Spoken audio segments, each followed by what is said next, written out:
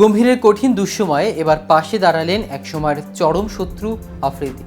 সমালোচকদের এক হাত নিয়ে গম্ভীরের ভূয়সী প্রশংসা করলেন এই পাকিস্তানি ক্রিকেট কিংবদন্তি।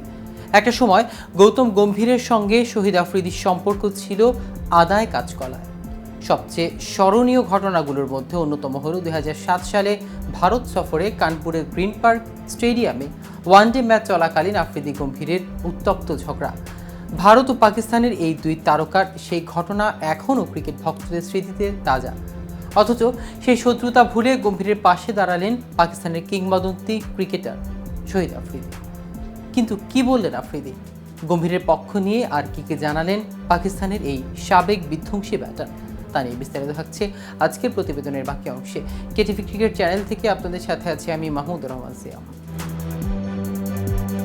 আইপিএল অধিনায়ক হিসেবে সাফল্য পাওয়ার পর কোচ হিসেবেও সফল হয়েছেন গৌতম গম্ভীর, যে কারণে গত জুলাই মাসে ভারতের বিশ্বকাপ জয়ী সাবেক তারকা ওপেনারকে জাতীয় দলের প্রধান কোচের দায়িত্ব দেয় ভারতীয় ক্রিকেট কন্ট্রোল বোর্ড।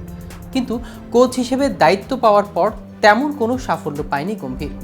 তার অধীনে শ্রীলঙ্কা সফরে গিয়ে 27 বছর পর সিরিজ হারে ইন্ডিয়া। শুধু তাই নয়, ঘরের মাঠে নিউজিল্যান্ডের বিপক্ষে 3 ম্যাচের টেস্ট সিরিজে হোয়াইট হাউস হয়ে ব্যাপক সমালোচনার শিকার হয় ভারত।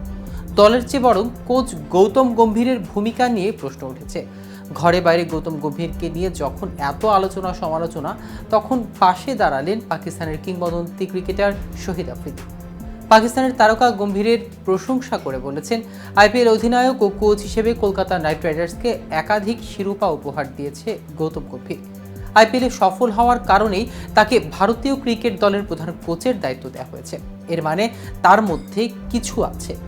তিনি আরও বলেন, একটি ফ্র্যাঞ্চাইজি দলের কোচিং করার পরে জাতীয় দলকে কোচিং করানো বড় দায়িত্ব। সে কয়েক মাস হলো জাতীয় দলের কোচিংয়ে এসেছে, এখনই তার ভূমিকা নিয়ে প্রশ্ন তোলা উচিত না। আমার বিশ্বাস তাকে সময় দিলে সে ভালো করবে, তার কারণ প্রতিটি সিস্টেমকে প্রভাবিত করতে সময় লাগে। এদিকে সব মিলিয়ে 2 মাসের কিছু সময় বেশি বাকি আছে চ্যাম্পিয়ন্স ট্রফির মাঠে গড়ানো। তবে এই টুর্নামেন্ট শেষ পর্যন্ত মাঠে গড়াবে কিনা তা নিয়ে কিছুতেই শঙ্কা দূর হচ্ছে না।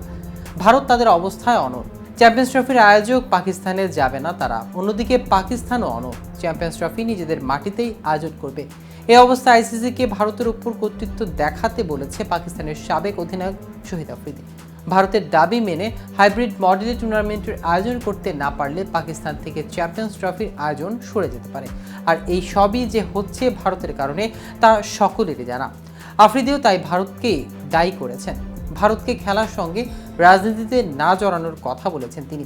সামাজিক যোগাযোগ মাধ্যম এক্সে আফ্রিদি লিখেছেন, বিসিসিআই খেলার সঙ্গে রাজনীতি মিশিয়ে আন্তর্জাতিক ক্রিকেটকে অনিশ্চিত অবস্থায় ফেলেছে। হাইব্রিড মডেলের বিরুদ্ধে পিসিবির অবস্থানকে পূর্ণ সমর্থন করছে। তো ভিউয়ার্স, ভিডিওটি সম্পর্কে আপনাদের কোনো মতামত থাকলে আমাদের কমেন্ট করে জানাতে পারেন। সাথে সাথে নিয়মিত ক্রিকেট আপডেট পেতে কেটিভি ক্রিকেটের সাথে থাকুন। ধন্যবাদ সবাইকে।